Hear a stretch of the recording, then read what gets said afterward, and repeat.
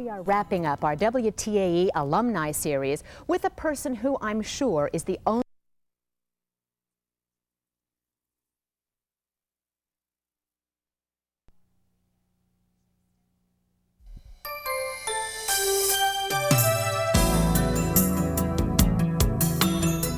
Today we are wrapping up our WTAE alumni series with a person who I'm sure is the only broadcaster in town who is an alumnus of 4 Pittsburgh television stations and a TV pioneer in several ways. Ever wish you could control the weather, keep it fresh, clean, mild, all year round?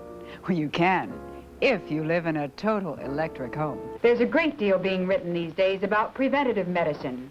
This is the idea of taking care of your body before any serious ailment occurs.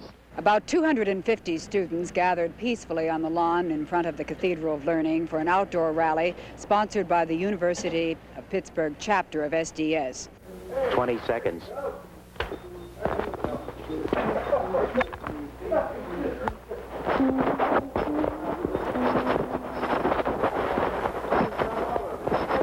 Seconds.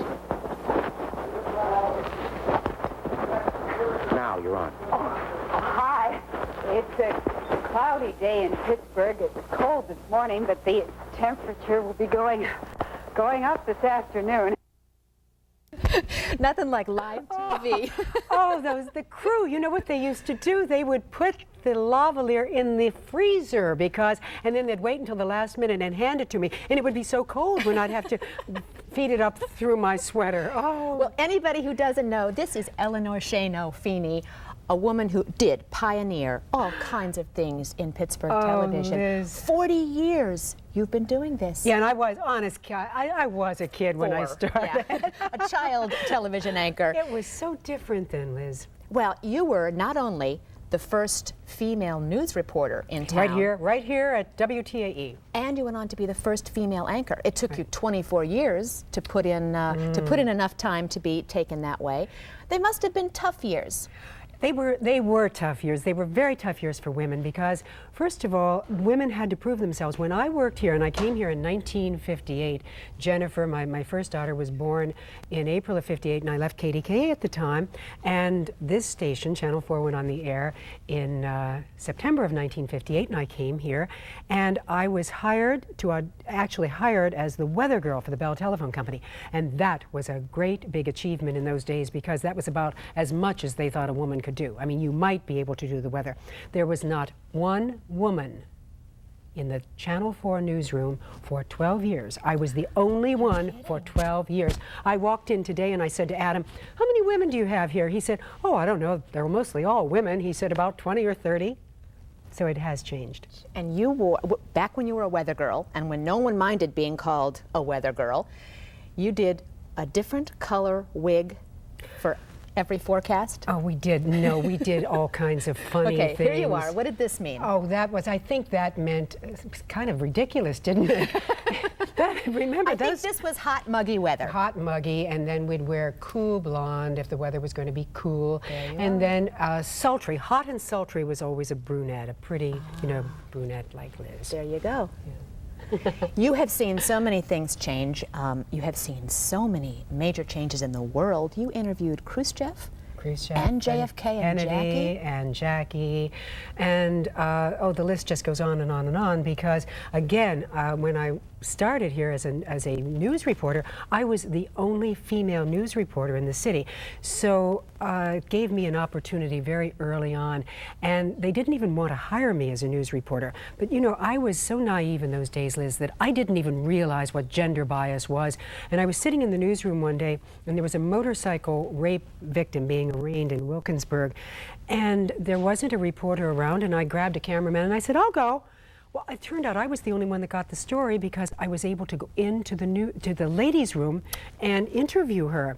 But then even after that, they put me back on the fluff, the powder puff beat. She can do the flower show at Phipps Conservatory. Right. It took a long time before we were able to prove that we were good news reporters, and we could get the story sometimes even better than the men. Well, you certainly did prove that. You also were a working mother before there was even a term that made it that simple to describe. And when you came into the studio today, everybody, all the people who have been here for a long time, were talking about the night that your daughter was almost born on the air. Well, Liz, what happened was I told you Jennifer was born at KDKA. So I came here, and one of the stipulations, because the Bell Telephone Company had never used a woman spokesperson, and they told me up front, we do not want to hire a woman. We're going to take a chance with you.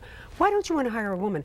Well, women are not as dependable as men, and anyway, they get pregnant. So you see, there was prejudice, not so much about what we couldn't do, but maybe what we could do, like have babies. And you said, I'm not going to get pregnant. So, well, about 7 months later, Lori was born, and I was so aware of this that I just didn't say anything. And so I just kept working and wearing looser clothing and boxier suits. I worked on Friday night, and she was born on Saturday afternoon. And now, do you realize how things have changed? Joan London has elevated pregnancy on television into a cottage industry. Yes. And a real ratings getter. Yeah. We have just a few seconds left. You have not slowed down at all. You're working 2 jobs now. Tell us briefly about your new television show. I'm very excited about it. It's on WQEX on Wednesday nights at 8 o'clock on Channel 16. It's called Age-Wise, and we deal with issues of interest to people over the age of 50. And I am still the Special Projects Director at KQV, the all-news radio station. Oh, but you're not over 50. I'll never believe that. Well, it's enlightened self-interest. All right. If you can stay with us for a minute, I'm going to have Eleanor help us pick maybe a lucky winner in our Good Day giveaway. Stay right there.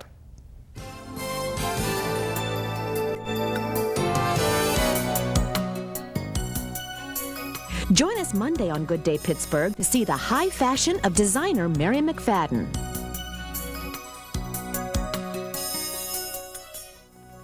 The Good Day giveaway is sponsored by Shop and Save. Shop for the difference at Shop and Save.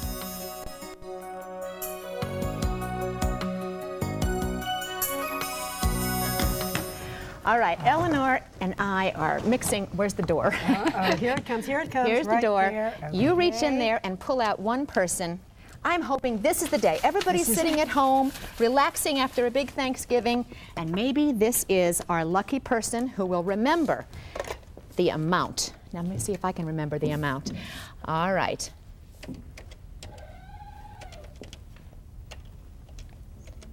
Okay, we have someone in Fairmont, West Virginia. We have to give it 6 rings.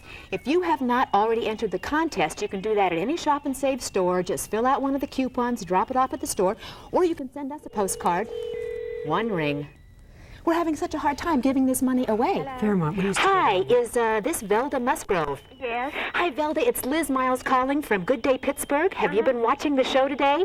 Well, I had it on since 12, but I didn't see you draw the amount. Oh, you didn't see it. I did. Do you want to take a guess? Oh, $900. Oh, you're $100 off. You could have had $800. I even came home from shopping early so I could get the show. Oh, bless your heart. Well, I'll tell you what. You keep watching, and we're going to give you a $20 gift certificate and put your name in the bin for our special shopping spree. That's our grand prize. Okay. Thank you so much for watching, and you stay on the phone so we can get your information, okay? Okay, thank you. Bye-bye.